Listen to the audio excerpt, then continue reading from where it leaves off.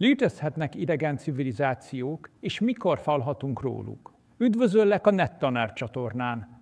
A mai napon arra keressük a választ, hogy valóban egyedül vagyunk-e az univerzumban. Létezhetnek más értelmes civilizációk odakint? Mikor jön el a pillanat, amikor végre hallunk róluk? Tarts velem ebben az elképesztő gondolatkísérletben, és ha van véleményed róla, várom a komment szekcióban. Vegyük sorra a tényeket. Az utóbbi évek egyik legizgalmasabb tudományos áttörése az volt, hogy immár több mint 4000 úgynevezett exobolygót azonosítottunk, vagyis olyan planétákat, amelyek más csillagok körül keringenek, nem a napunk körül. Ráadásul ezek közül sok hasonlít a Földhöz méretben és elhelyezkedésben, tehát a lakhatóság szempontjából is ígéretesek. Ha tovább gondoljuk ezt, az eredmény sokkoló. A Tejútrendszer, vagyis a mi galaxisunk nagyjából 100 milliárd csillagit tartalmaz. Michio Kaku fizikus szerint ezek többségének van legalább egy bolygója, és minden 5. esetben ez a bolygó földszerű. Ez több milliárd potenciálisan lakható világot jelent csak a mi galaxisunkban. És most kopaszkodj meg! A látható univerzumban további 100 milliárd galaxis létezik. Azaz szó szerint felfoghatatlanul sok esély van arra, hogy ne legyünk egyedül. És itt jön az a pont, ahol az ember hátralép, megvakarja a fejét és elgondolkodik. Tényleg azt gondoljuk, hogy mi vagyunk az egyetlen értelmes életforma ebben az elképesztően nagy kozmoszban? Hát ha igen, az elég arrogáns feltételezés volna. Sőt, mondhatni logikátlan is. De ha léteznek idegenek, miért nem vettük még észre őket? Erre több magyarázat is létezik. Az egyik lehetőség, hogy még nem elég fejlett a technológiánk ahhoz, hogy észleljük az üzeneteiket. Olyan ez, mint amikor egy méh próbál rádióadást fogni. Egyszerűen nincs meg hozzá az eszköze. Egy másik lehetőség, hogy ők már észleltek minket, és vagy nem találnak elég érdekesnek, vagy tudatosan kerülik a kapcsolatfelvételt. Ezt hívják az úgynevezett zoohipotézisnek. Talán mi vagyunk az intergalaktikus állatkert egyik kifutója. Kaku professzor úgy véli, hogy már ebben a században megtörténhet az első kapcsolatfelvétel, legalábbis közvetetten. Ez nem azt jelenti, hogy hirtelen leszáll egy repülőcsészehaj a Central Parkban, hanem inkább azt, hogy valamilyen rádióhullám vagy más technikai jel formájában érzékeljük az ő mindennapjaikat. Ők nem direkt nekünk sugároznak majd, csak egyszerűen léteznek, és a jeleik akárcsak egy rég elfeledett tévéműsor elindulnak az űrbe, és egyszer csak hozzánk is megérkeznek. Képzeld el, ahogy egyszer csak befogunk egy ismeretlen eredetű jelet, és elkezdünk megfejteni egy idegen civilizáció szappanoperáját. Nevetségesen hangzik?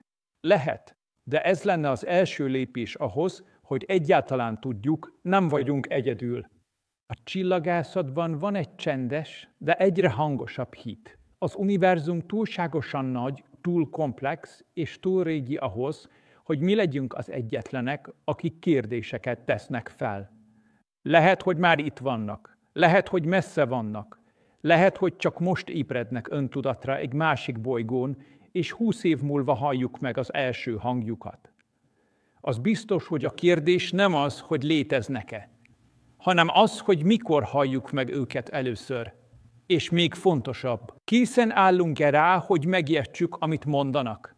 Mi az a Kardashev skála, és miért számít, hogy hanyadik típusúak vagyunk?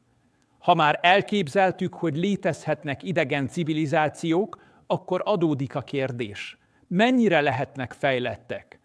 Van egy elég vagány rendszer, ami segít ezt megérteni. Ez a Kardashev skála. Tarts velem és nézzük meg, miért számít, hogy egy civilizáció mit tud kezdeni az energiával. A Kardashev skálát egy orosz csillagász, Nikolaj Kardashev alkotta meg az 1960-as években.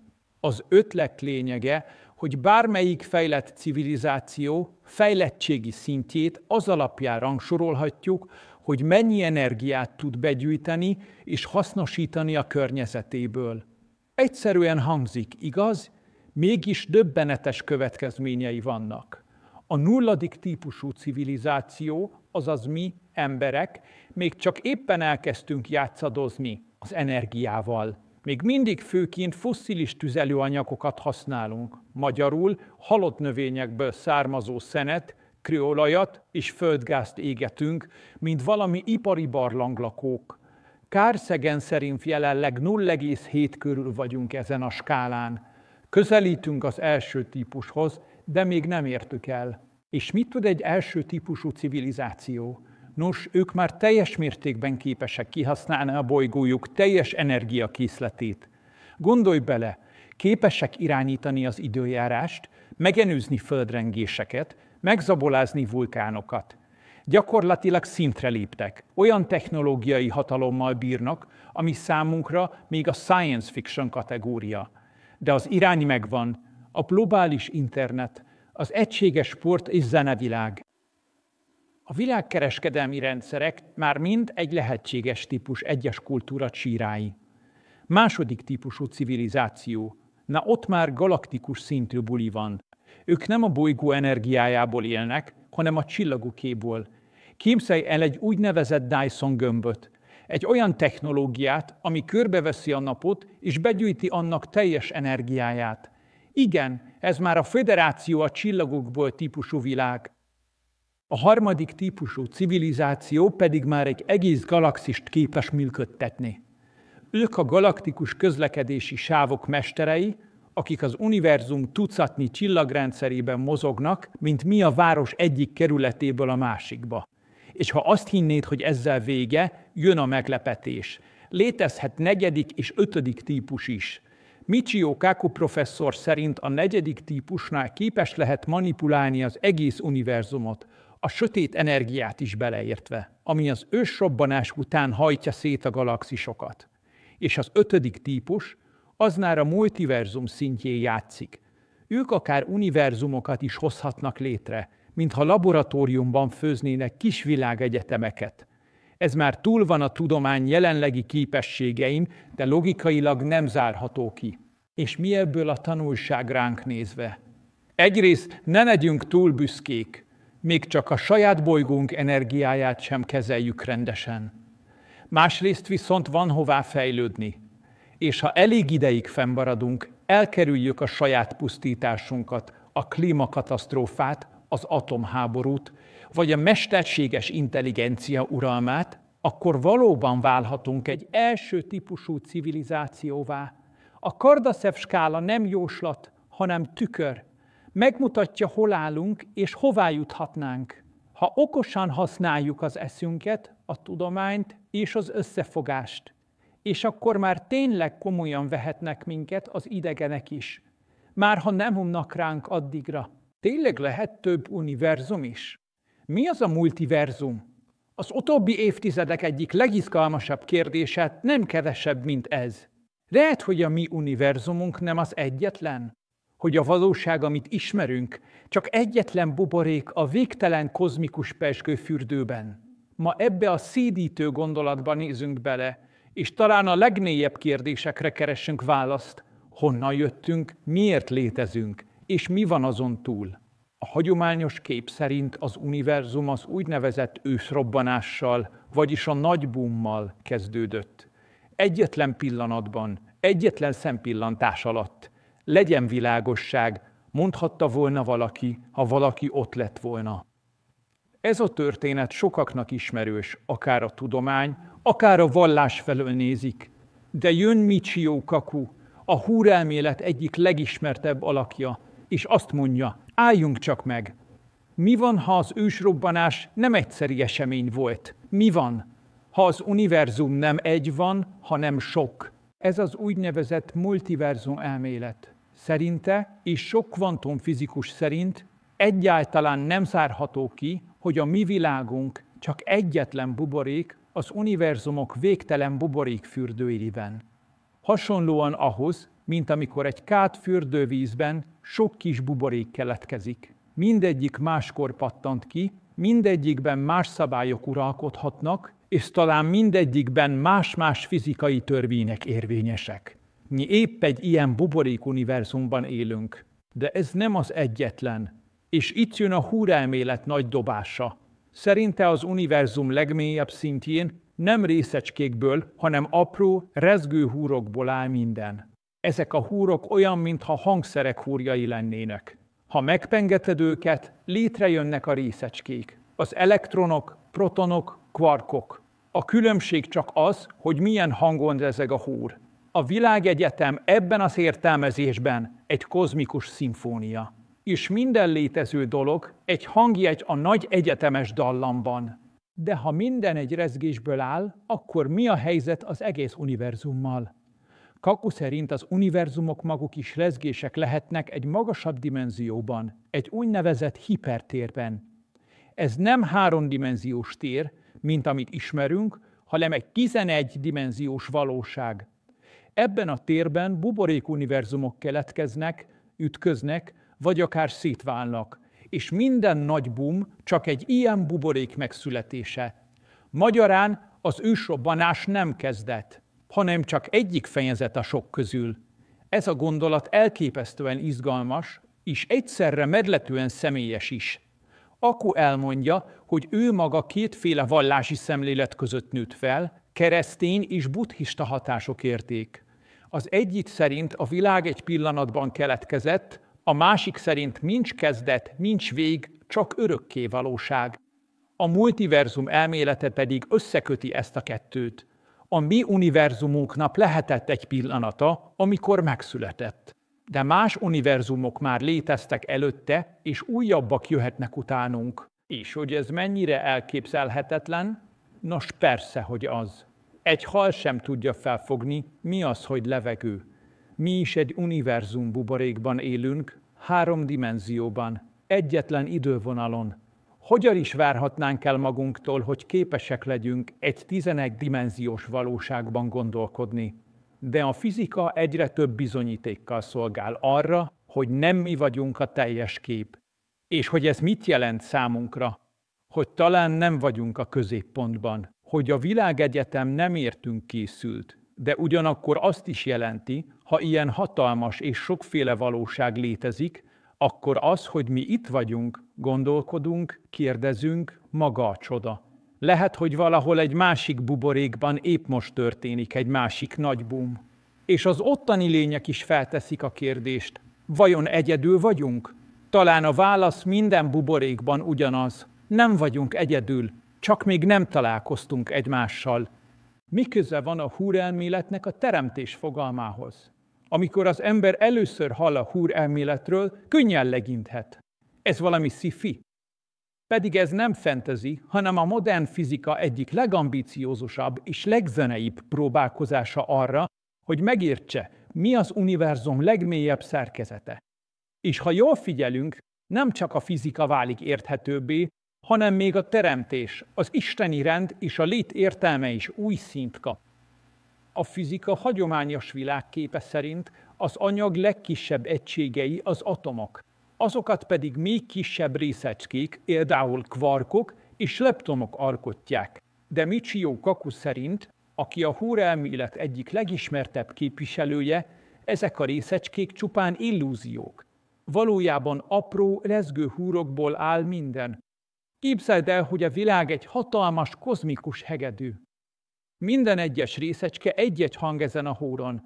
Az elektron például egyfajta zenei rezgés. Míg a Clark egy másik. Ez már önmagában is költői, de a húrelmélet itt nem áll meg. Szerinte a világegyetem maga is zene. A téridő egy hangszertest, az anyag pedig a dallam. És ha ez nem lenne elég merész, az úgynevezett Isten gondolata, amiről Einstein álmodozott egész életében, nem más, mint ez a kozmikus muzsika, amely egy 11-dimenziós téridőben csendül fel. Ez a húrelmélet lényege, a világ egy szimfónia, amelyet a természet játszik, és mi vagyunk a hangjegyek. Einstein hitt abban, hogy a világegyetem nem lehet véletlenül ilyen gyönyörű. A fizika törvényei ugyanis nem csak pontosak, hanem elegánsak. Olyan, mintha egy tökéletesen komponált művet olvasnánk. Egyetlen lapon, egyetlen képlettel leírható az elektromosság, A gravitáció a kvantummezül elmélet, mintha valaki szándékosan rendet teremtett volna a káoszban. És itt lép be a Húr elmélet a teremtés gondolatába, mert ha minden egyetlen zenei rezgésből ered, akkor az ősrobbanás is egy hang lehetett. Egy ütem a nagy kozmikus mű elején. A teremtés nem úgy néz ki, mint egy öregember szakállal és villámmal, hanem inkább, mint egy zengő, kozmikus húron elinduló vibráció.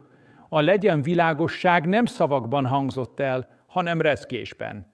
Sokan úgy vélik, hogy a tudomány kiöli az Istenit a világból, de Kaku pont az ellenkezőjét mondja. Szerinte minél mélyebbre ásunk a fizika törvényeiben, annál inkább rendet, szépséget és logikát találunk. És ha az univerzum ennyire koherens, akkor a teremtés fogalmát is újra kell értelmeznünk. Nem csupán vallásos misztikum, hanem egy mély kozmikus struktúra, amely felfedezhető, érthető, sőt, zenévé alakítható. Van ebben valami megható. Gondolj csak bele, miközben mi itt, a Föld nevű porszemcsén tanulmányozzuk a kvarkokat, a gravitációt, az energiát, valahol a világegyetem másik sarkában talán egy másik értelmes lény ugyanazt a dallamot próbálja értelmezni, csak más hangjegyekkel. Mert ha igaz, hogy a részecskék zene, akkor a fizika nem más, mint egyetemes nyelv. Nem szavakból, hanem frekvenciákból és törvényekből álló kommunikáció. Egy olyan nyelv, amelyet minden értelmes faj felismerhet, ha elég mélyre ás. Einstein ezt úgy fogalmazta meg: szeretném tudni, mit gondolt az Isten, amikor megteremtette a világot. A Húr elmélet válasza zene. Nem harag, nem bosszú, nem véletlen, hanem rezgés, harmónia és szépség. És ha ez igaz, akkor talán mi is jobban tesszük, ha néha elcsendesedünk, és próbáljuk meghallani a világ szimfóniáját. Mert lehet, hogy mi is egy akkord vagyunk benne, egy fontos hangban, nagy kozmikus zeneműben. Mire taníthat minket a kapcsolat a tudomány és vallás között? Ha a világ működését próbáljuk megérteni, hamar két, látszólag ellentétes út között találjuk magunkat. Az egyik a tudomány, mérések, törvények, elméletek és kísérletek világa. A másik a vallás, hitek, szertartások, erkölcs és transzcendens válaszok rendszere. A kérdés, amit ma felteszünk, összeegyeztethető-e a kettő, vagy örök harcban állnak egymással? Einstein példája tökéletes kiindulópont. Ő nem hitt a személyes Istenben, abban, aki csodákat tesz, inákat hallgat meg, és komplétan beleszól a történelembe. Viszont hitt a rendben, a szépségben, az univerzum egyszerűségének mély értelmében. A filozófus Spinoza istenéhez állt közel, aki nem a templomokban, hanem a természet törvényeiben lakik. Vagy, ha úgy tetszik, Isten maga a törvény. Nem külön van tőle, hanem ő a törvény maga. Galilei is hasonlóan gondolkodott, csak épp évszázadokkal korábban. Ő azt mondta, a vallás azt mondja meg, hogyan jussunk a mennybe. A tudomány pedig azt, hogy hogyan működnek a mennyek. Ez nem csak szellemes, hanem meglepően pontos megkülönböztetés. A tudomány tehát a hogyan, a vallás inkább a miért kérdését feszegeti. De akkor miért van mégis annyi feszültség köztük? A probléma akkor kezdődik, amikor az egyik elkezd a másik asztalánál turkálni. Amikor a vallás konkrét tudományos állításokat tesz, például, hogy a világ 6000 éves, vagy hogy az evolúció hazugság, az óhatatlanul szembe megy a bizonyítékokkal. És ugyanígy, amikor egy tudós a tudomány nevében kijelenti, hogy biztosan nincs Isten, az is túllép a tudomány hatáskörén, mert a tudománynak nincsenek eszközei az isteni igazolására vagy cáfolatára. Michio Kaku ebben a kérdésben különösen izgalmas nézőpontot képvisel. Ő maga egy olyan családból származik, ahol keresztény és buddhista hatások keveredtek. Az egyik oldalon ott a kezdőpont hite, legyen világosság. A másikon a kezdet nélküliség szemlélete, nirvána, ahol nincs idő, nincs tér, csak örök jelen. És hogy mi a szép? A modern fizika Például a multiverzum elmélet vagy a Húr elmélet képes lehet összeegyeztetni ezt a két nézetet. A multiverzum ugyanis lehetővé teszi, hogy a mi világunknak volt egy kezdete, de nem ez volt az egyetlen. Lehet, hogy más buborék univerzumok már léteztek korábban, vagy most is keletkeznek.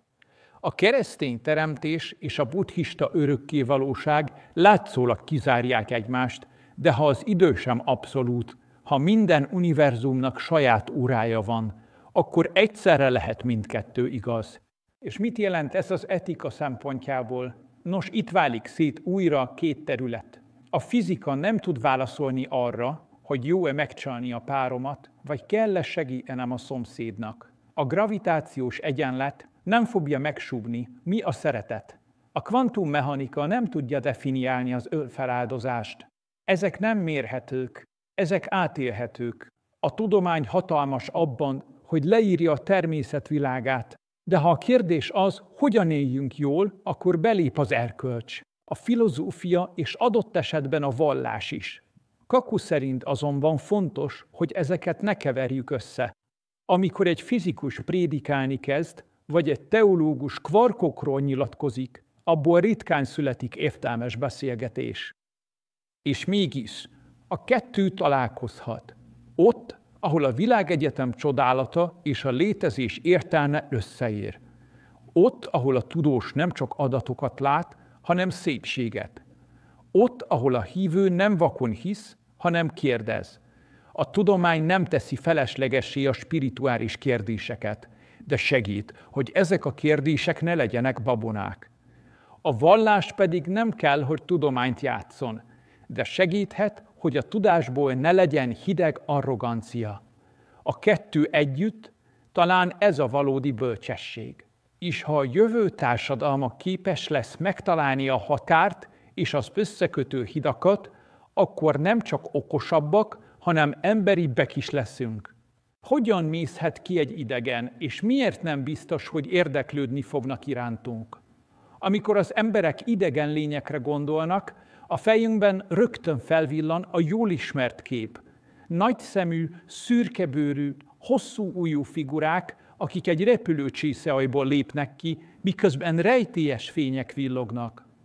De ha tényleg léteznek más civilizációk az univerzumban, mennyi esély van rá, hogy így nézzenek ki? Egyáltalán érdekeljük-e őket? Michio Kaku egyik legelgondolkodtatóbb gondolata, hogy az idegenek, ha elég fejlettek, valószínűleg egészen máshogy fognak tekinteni ránk, mint ahogy mi várnánk. Nem úgy, mint barátokra, ellenségekre vagy tesztalanyokra. Inkább úgy, mint ahogy mi nézünk egy mókusra az erdőben. Gondolj bele, amikor sétálsz az erdőben, látsz egy mókust. Aranyos, figyeled egy kicsit, de nem próbálsz vele beszélgetni, nem kérdezed meg, mi a véleménye a klímaváltozásról. Miért? Mert nincs közös nyelv, nincs közös fogalomrendszer, és hát mókus. Kaku szerint, ha egyszer egy magasabb szintű idegen civilizáció kapcsolatba lép velünk, valószínűleg először érdeklődnek, megfigyelnek, vizsgálnak minket. Aztán megunnak. És miért? Mert nem tudunk számukra semmi újat mutatni. A mi Shakespeare drámáink, szonettjeink, regényeink, ami nekünk kincs, számukra zaj lehet. Művészet, amelynek nincs univerzális nyelve. A tudomány, na az már más. Ha az idegenek is a természettörvényeken alapuló világot kutatják, akkor ugyanazokra az egyenletekre juthatnak, mint mi. A gravitáció, a fénysebesség, a kvantummechanika nem emberi találmány, azok a valóság szerkezete, és ebben rejlik a közös nyelv lehetősége. De hogyan is nézhetnek ki?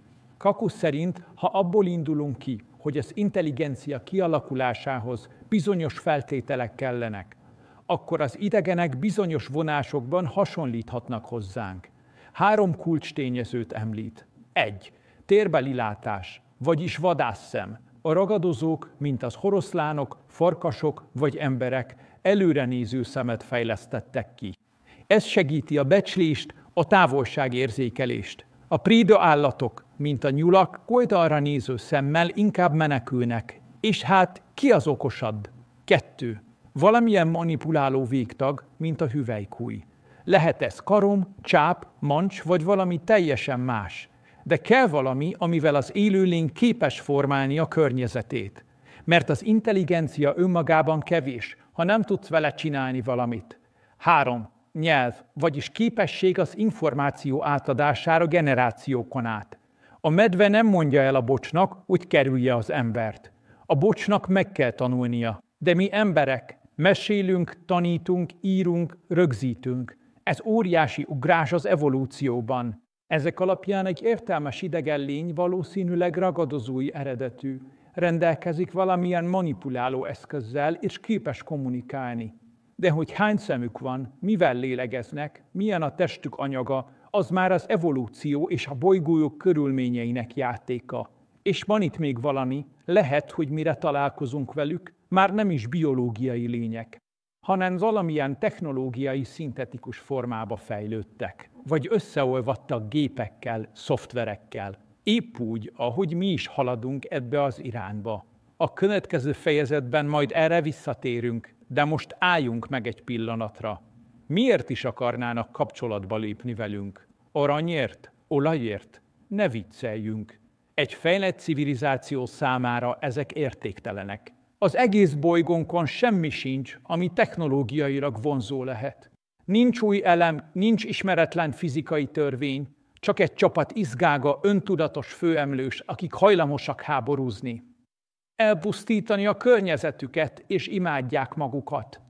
És mégis, talán van bennünk valami, amit nem lehet lemérni. A kíváncsiság, a kérdezés képessége.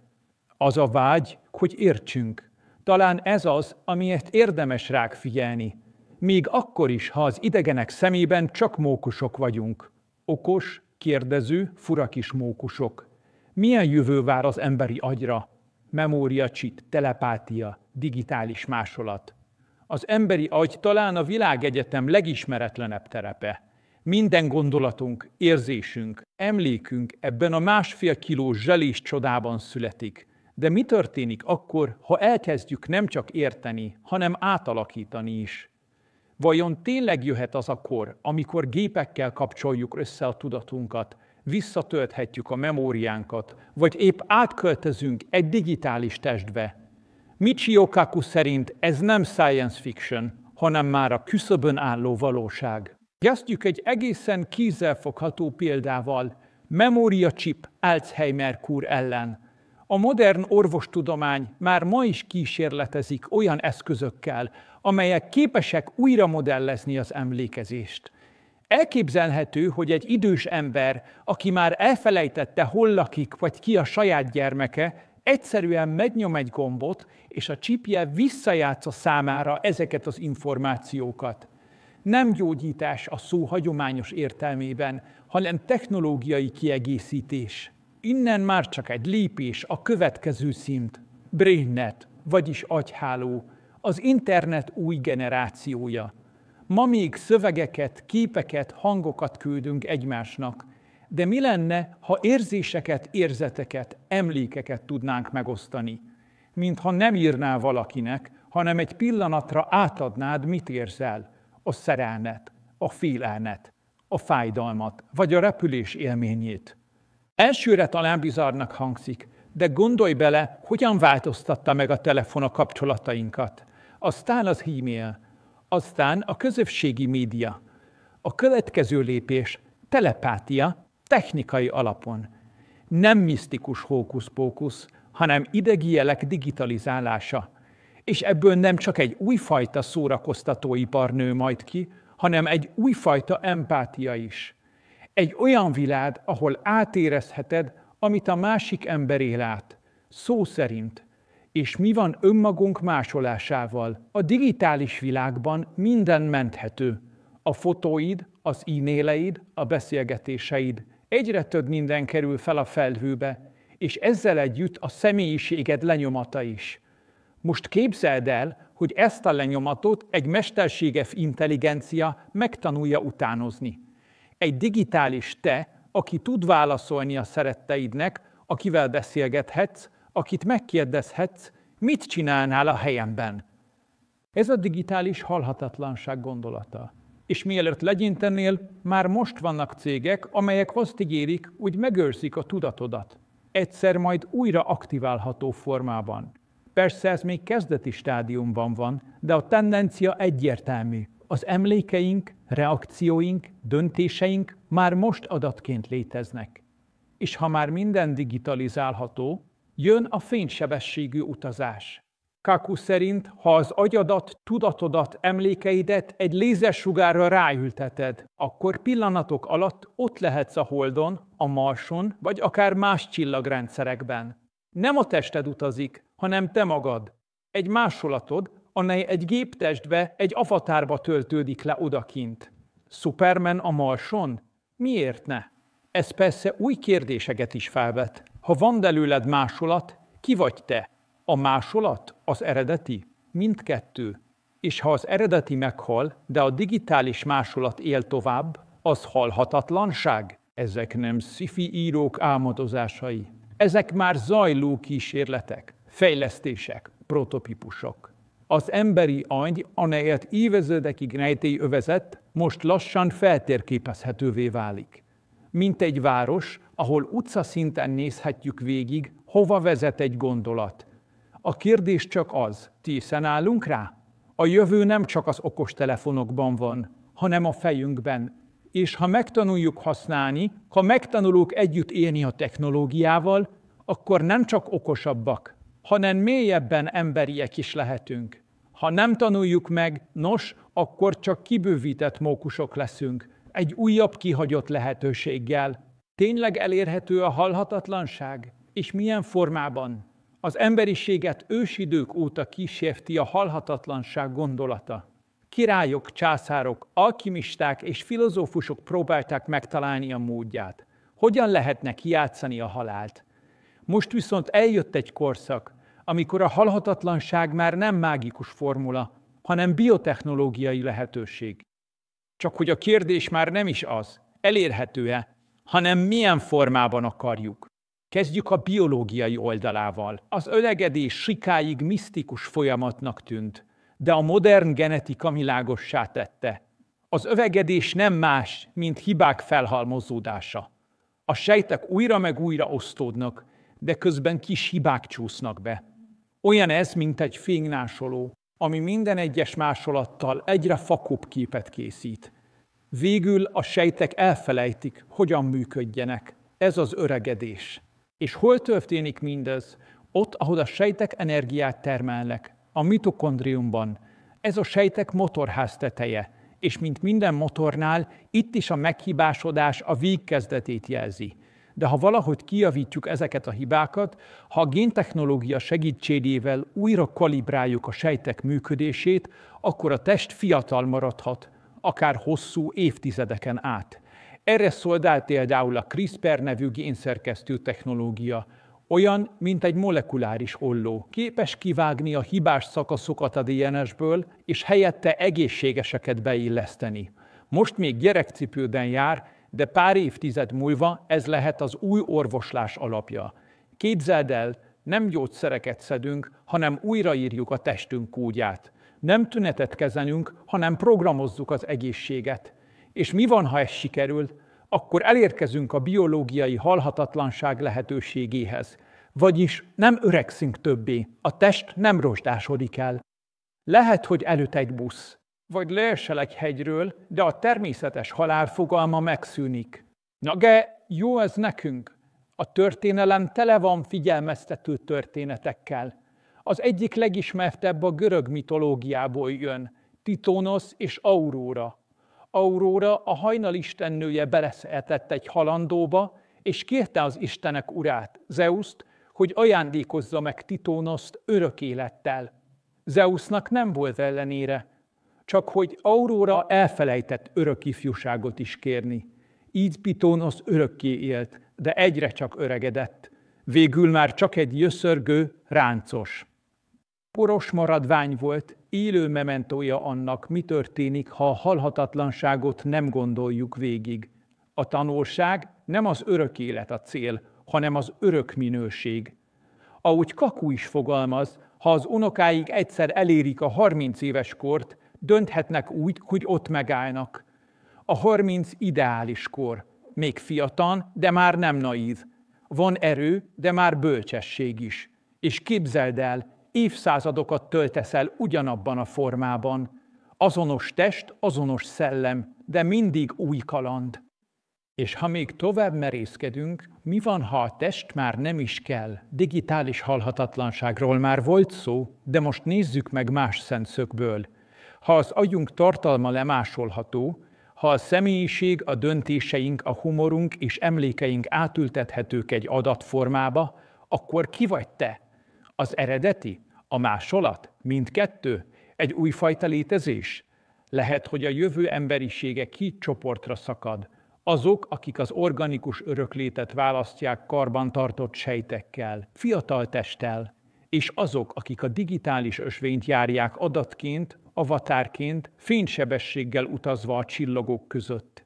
És talán lesznek olyanok is, akik a természetes elmúlást választják, mert számukra az élet szépségét épp az adja, hogy véges, hogy minden perc számít, hogy van súlya a döntéseknek, mert egyszer elfogy az idő. A végső kérdés tehát nem az, hogy halhatatlanná válhatunk-e, hanem hogy akarunk-e.